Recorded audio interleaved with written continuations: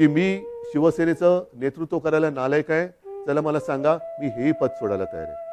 मी शिवसेना पक्षप्रमुख पद पण सोडायला तयार आहे, पण हे सांगणारा विरोधक नाही. नाहीतर असे फडतूस लोक खूप आहेत, त्यांच्या सांगण्यावरनं किंवा त्यांच्या त्या काय ते ट्रेंडिंग ट्रोलिंग ट्विटर फिटर ह्याच्यासाठी मी काय त्यांना मी बांधलेलं नाहीये. मी माझ्या शिवसैनिकाला बांधलेलं आहे. आणि शिवसैनिक सुद्धा या भानगडीत पडणारा नाहीये, कारण तो फेस टू फेस संकटाला सामोरं जाणारा शिवसैनिक आहे. म्हणून त्यांनी सांगावं, मी दोन्ही पदं सोडायला तयार आहे, पण मी मुख्यमंत्रीपद सोडल्यानंतर जर शिवसेनेचा मुख्यमंत्री होत असेल, मला आनंदाने मान्य आहे, आनंदाने मान्य आहे. पण त्याही पलीकडे जाऊन केवळ मी मुख्यमंत्री नको, दुसरा कोणी असला तरी चालेल, पण शिवसेनेचा म्हणजे उद्धव ठाकरे मुख्यमंत्री नको, दुसरा कोणी चालेल, चला तेही मला मान्य आहे. पण एकदा मला समोर येऊन सांगा. हे इकडून तिकडून नाही, आमचं तुमच्याबद्दल काहीच म्हणणं नाहीये, पण तसं नसेल तर जोपर्यंत मी खुर्ची अडवून ठेवले तोपर्यंत काय होणार? काहीच होणार नाही. म्हणून एकदा ठरवूया, तुम्ही या किंवा तिकडनं फोन करा आणि सांगा की तुमचं आम्ही फेसबुक लाईव्ह पाहिलं, चॅनलच्या माध्यमातून पाहिलं, फेसबुकच्या माध्यमातून पाहिलं, आम्हाला तिकडे यायला संकोच वाटतो, पण तुम्ही म्हणालात त्याच्याप्रमाणे तुम्ही आम्हाला नकोत, हे स्पष्ट सांगा. मी या क्षणाला मुख्यमंत्रीपद सोडायला तयार आहे, या क्षणाला मी मुख्यमंत्रीपद सोडायला तयार आहे.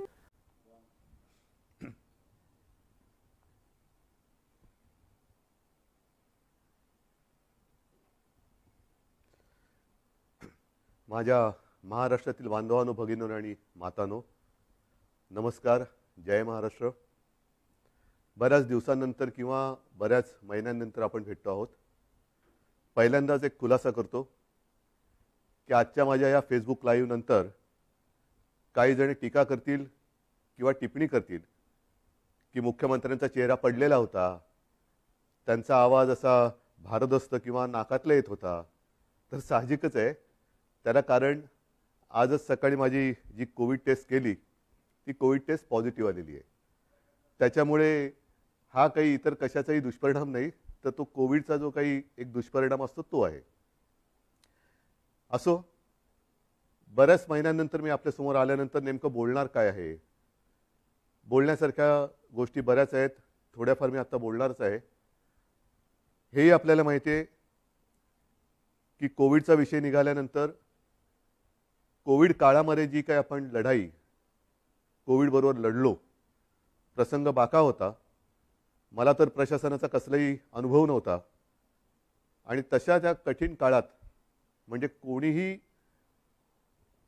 तोंड देऊ शकलेलं नव्हतं किंवा ज्यांच्या अनुभवाला हा कोविड आला नव्हता, अशा प्रशासन माहिती नसलेल्या माणसाच्या वाटेला पहिल्या 2-3 महिन्यातच कोविड आला. मला जे काही करायचं ते मी प्रामाणिकपणाने त्याही वेळेला केलं. कोविडपासून सावध कसं राहायचं, काय काय करायचं हे मी तुम्हाला का सांगतोय? कारण त्या दरम्यानच्या काळात जे काही सर्वे होत होते त्या सर्वेमध्ये देशातील सर्वोत्तम 5 टॉप मुख्यमंत्र्यांमध्ये तुमच्या सगळ्यांच्या मेहनतीमुळे आणि तुम्ही दिलेल्या सहकार्यामुळे महाराष्ट्राच्या मुख्यमंत्र्यांना तो एक त्याच्यामध्ये ती गणना केली गेली. साहजिकच आहे, आत्ताचा विषय कोविड हा जरी असला तरी तो विषय मी घेऊन तुमच्यासमोर आलेला नाहीये. मी आलेलो आहे काही वेगळे मुद्दे घेऊन, जे काही मुद्दे गेल्या काही दिवसांपासून प्रसारमाध्यमातून आपल्यासमोर येत आहेत. मग ते शिवसेना आहे, ही शिवसेना बाळासाहेबांची आहे का? शिवसेनेने हिंदुत्व सोडलं आहे का? मग ही शिवसेना नेमकं कोण चालवतोय? मुख्यमंत्री भेटत का नाहीत? मुख्यमंत्री भेटत नव्हते, मुख्यमंत्री म्हणजे मी, हे गेल्या काही दिवसांपूर्वी सत्य होतं. ह्याचं कारण जी माझी शस्त्रक्रिया झाली होती तो अनुभव काय होता, त्या अनुभवाचं एक वर्णन नाही मी करत बसणार, पण त्याच्यानंतरचे 2-3 महिने हे फार विचित्र होते. मी कोणालाही भेटणं शक्य नव्हतं, म्हणजे भेटू शकत नव्हतो. म्हणून तो जो काळ होता तो मुख्यमंत्री कोणाला भेटत नाही हा मुद्दा बरोबर आहे. पण त्याच्यानंतर मी आता भेटायला सुरुवात केलेली आहे. जी काही कामं, बरं असंही नाही की मी भेटत नव्हतो म्हणजे कामं काही होत नव्हती. मी माझी पहिली कॅबिनेट मीटिंग ही हॉस्पिटलमध्ये बाजूच्या खोलीतनं अशीच ऑनलाईन केली होती आणि त्याच्यानंतर काम हे अव्यवहातपणे सुरू आहे.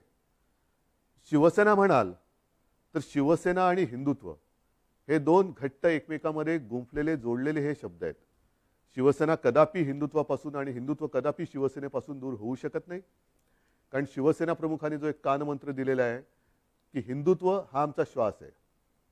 म्हणूनच गेल्या एक 8-15 दिवसापूर्वी आदित्य, एकनाथ शिंदे, त्यांच्याबरोबर आपले काही आमदार, खासदार, मंत्री हे अयोध्येला जाऊन आले.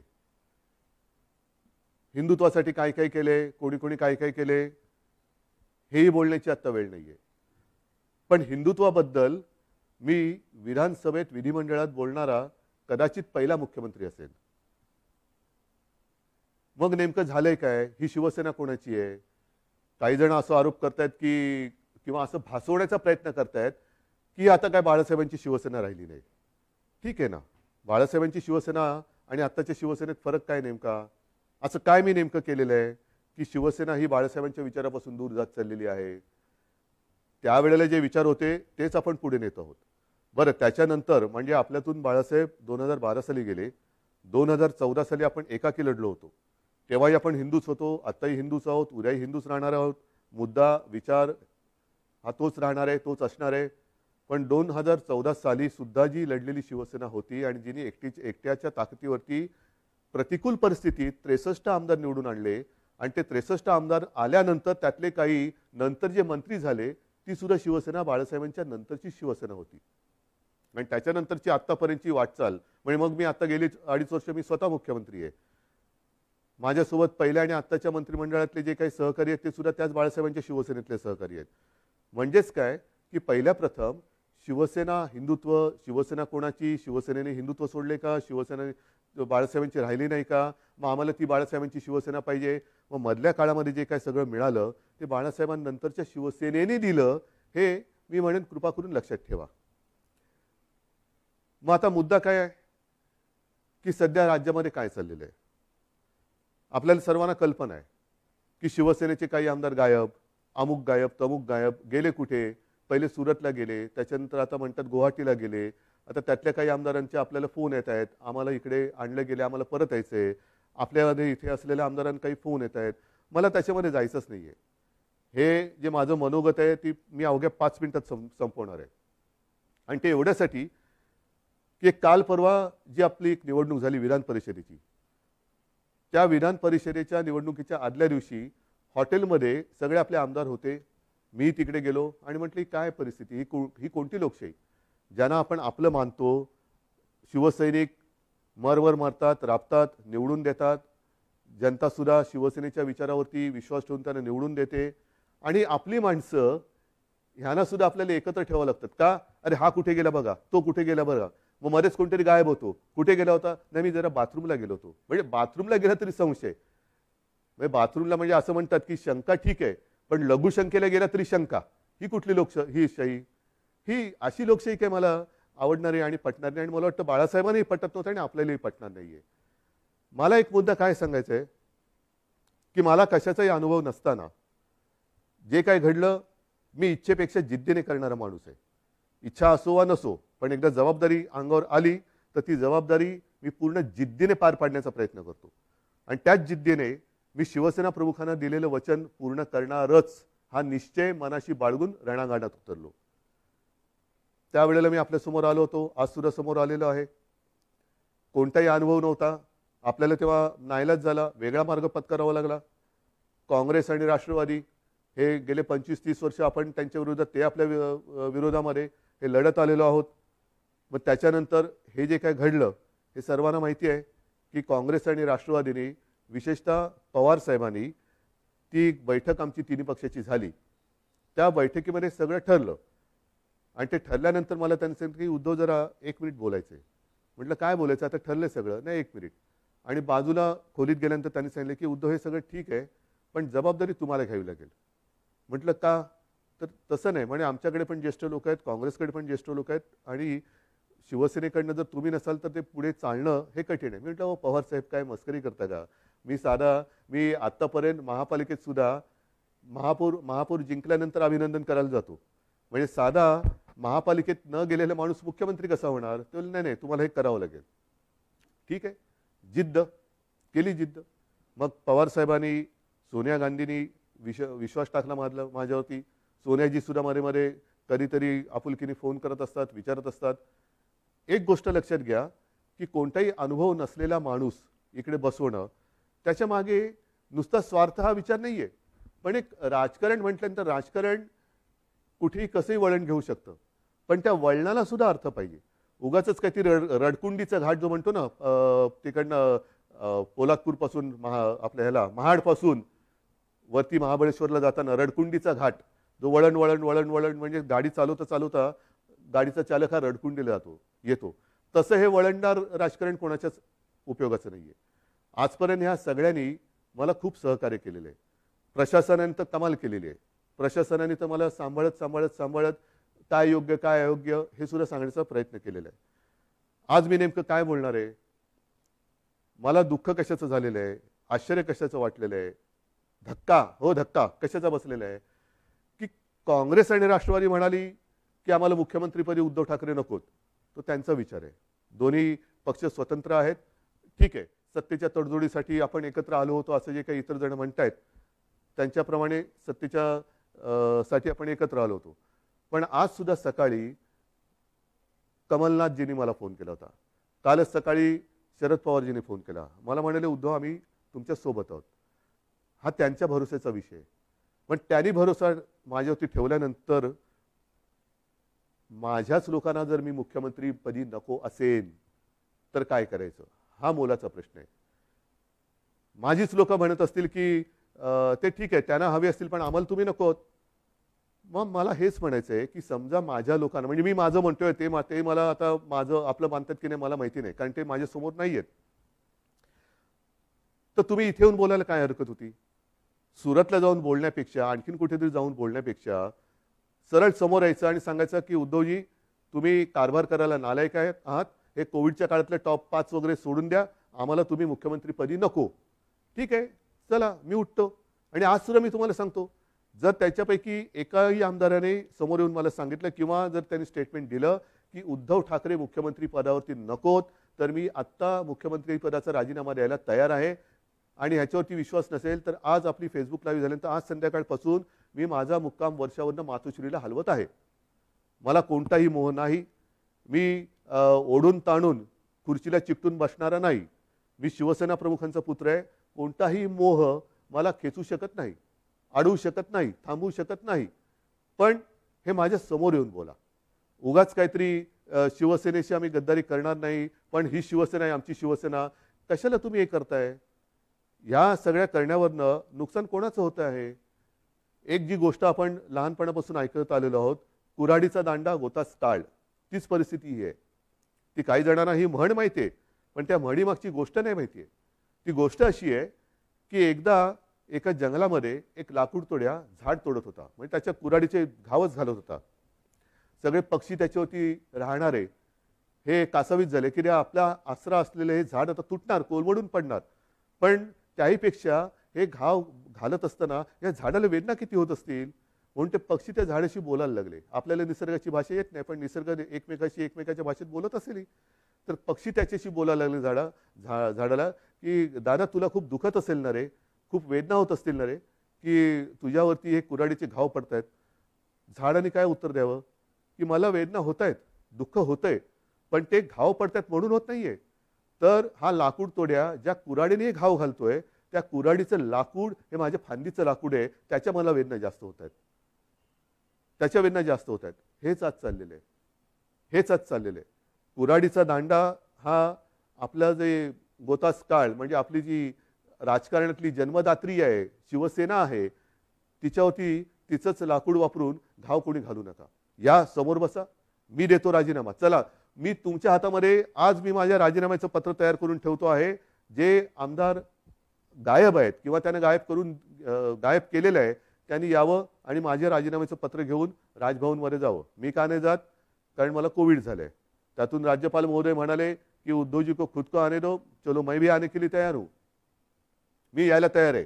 म्हणून मी पुन्हा एकदा सांगतोय की ही कुठेही आगतिकपणा नाही, हा कुठेही अगदी लाचारीचा प्रसंग नाही किंवा मजबुरी तर अजिबात नाहीये. कारण आजपर्यंत अशी अनेक आव्हानं बिनसत्तेची आपण पेललेत. हे काय मोठं आव्हान आहे? काय होईल जास्तीत जास्त? परत लढू.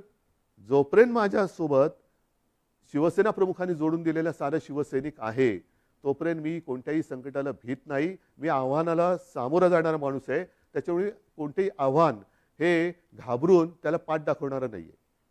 हे जसं मी मुख्यमंत्री पदासाठी बोलतोय, तसंच मी आज माझ्या शिवसैनिकांना सुद्धा आवाहन करतोय. कारण का, तरी शिवसेना बाळासाहेबांची शिवसेना राहिली नाही असं काही जे आरोप करतायत, त्याला सुद्धा माझ्याकडे उत्तर आहे. माझ्याकडे उत्तर आहे. ज्या शिवसैनिकांना असं वाटत असेल की मी शिवसेनेचं नेतृत्व करायला नालायक आहे, चला मला सांगा, मी हेही पद सोडायला तयार आहे. मी शिवसेना पक्षप्रमुख पद पण सोडायला तयार आहे. पण हे सांगणारा विरोधक नाही. नाहीतर असे फडतूस लोक खूप आहेत. त्यांच्या सांगण्यावरनं किंवा त्यांच्या त्या काय ते ट्रेंडिंग ट्रोलिंग ट्विटर फिटर ह्याच्यासाठी मी काय त्यांना मी बांधलेलं नाहीये. मी माझ्या शिवसैनिकाला बांधलेलं आहे. आणि शिवसैनिक सुद्धा या भानगडीत पडणारा नाहीये. कारण तो फेस टू फेस संकटाला सामोरं जाणारा शिवसैनिक आहे. म्हणून त्यांनी सांगावं, मी दोन्ही पदं सोडायला तयार आहे. पण मी मुख्यमंत्रीपद सोडल्यानंतर जर शिवसेनेचा मुख्यमंत्री होत असेल, मला आनंदाने मान्य आहे. आनंदाने मान्य आहे. पण त्याही पलीकडे जाऊन केवळ मी मुख्यमंत्री नको, दुसरा कोणी असला तरी चालेल, पण शिवसेनेचा म्हणजे उद्धव ठाकरे मुख्यमंत्री नको, दुसरा कोणी चालेल, चला तेही मला मान्य आहे. पण एकदा मला समोर येऊन सांगा. हे इकडून तिकडून नाही, आमचं तुमच्याबद्दल काहीच म्हणणं नाही आहे. पण तसं नसेल तर जोपर्यंत मी खुर्ची अडवून ठेवले तोपर्यंत काय होणार? काहीच होणार नाही. म्हणून एकदा ठरवूया, तुम्ही या किंवा तिकडनं फोन करा आणि सांगा की तुमचं आम्ही फेसबुक लाईव्ह पाहिलं, चॅनलच्या माध्यमातून पाहिलं, फेसबुकच्या माध्यमातून पाहिलं, आम्हाला तिकडे यायला संकोच वाटतो, पण तुम्ही म्हणालात त्याच्याप्रमाणे तुम्ही आम्हाला नकोत, हे स्पष्ट सांगा. मी या क्षणाला मुख्यमंत्रीपद सोडायला तयार आहे. या क्षणाला मी मुख्यमंत्रीपद सोडायला तयार आहे. आणि म्हणून बांधवांनो आणि भगिनीनो, एकच सांगेन, शेवटी ही पदं येत असतात, पदं जात असतात. आयुष्याची कमाई काय? पदं नसतात. पदावरती बसल्यानंतर जे तुम्ही काही काम करता त्याच्यानंतर जनतेची प्रतिक्रिया काय असते, ही आयुष्याची कमाई असते. आणि या 2.5 वर्षामध्ये जे प्रेम तुम्ही मला दिलत, कुठे झाली हो आपली भेट? पण ह्याच माध्यमातून मी तुमच्याशी बोलत आलो.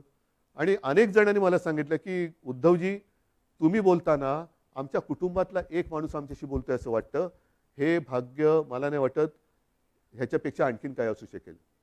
ज्यांची ओळख पाळख नाही, दूर कुठेतरी राहतात, अगदी मुंबईत राहिले तरी भेटीचा कधी योग येईल असाही भाग नाहीये.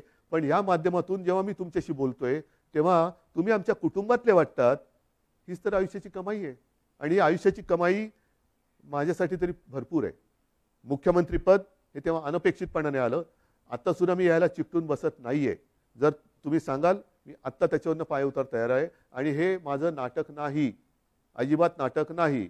कारण नाहीतर म्हणतील की काय हे असं करायचंच होतं. नाही, मला काय म्हणायचंय की तुम्ही संख्या किती कोणाकडे आहे हा गौण आहे विषय माझ्याकडे. शेवटी ही जी काही लोकशाही आहे, त्या लोकशाहीमध्ये संख्या ज्यांच्याकडे अधिक असते तो जिंकतो.